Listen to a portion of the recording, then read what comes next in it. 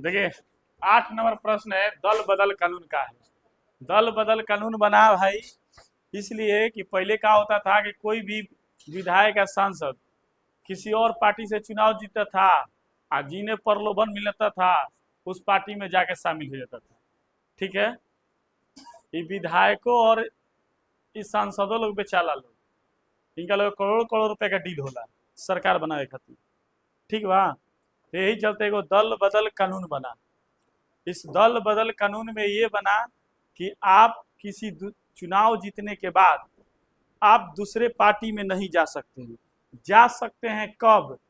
जब आप कम से कम एक बार में, मतलब कि 1/3, कहने का मतलब है कि अगर यहाँ बिहार में हमने के विधानसभा के कुल सीटों की संख्या 243 है, 243 गो में से जितना लोग जीते होंगे तो एक संगठन के अंतर्गत कम से कम न्यूनतम एगो संगठन बना के 10 तक कम से कम होइएगा, 10, 12, 15 जो भी, तब आप उस पार्टी से हटिएगा। अगर सिंगल 1-2 जना अगर हट गया, 5 जना हट गया तो आपको उस पार्टी के द्वारा सदस्यता रद्द हो जाएगी, आपकी विधायक की जो जीते हैं वो खत्म हो जाएगी। यही दल बदल कानून के नियम में बनाया गया था। यहाँ पर हमने आपको एकदम सिंपल सा लिखवाए हैं कि भाई दल बदल कानून क्या है। तो जब कोई सांसद या विधायक, सांसद विधायक मतलब समझते हैं ना, विधायक का मतलब होता है कि राज्य में एमएलए कहा जाला एकरा के, ठीक बा। विधायक किसी पार्टी से चुनाव चिन्ह पर चुनाव लड़ते हैं और चुनाव जीतने के बाद दूसरे पार्टी में चले जाते हैं तो उसे हम राजनीतिक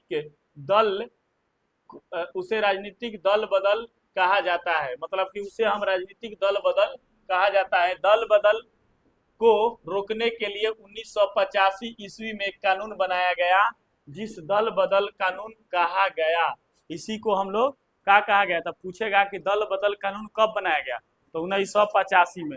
दल बदल कानून किसे कहते हैं तो जब कोई सांसद या विधायक किसी पार्टी के चुनाव चिन्ह पर चुनाव जीत कर दूसरे पार्टी में जाकर शामिल हो जाते हैं, उससे हम राजनीतिक दल को दल बदल कहते हैं। ठीक बा।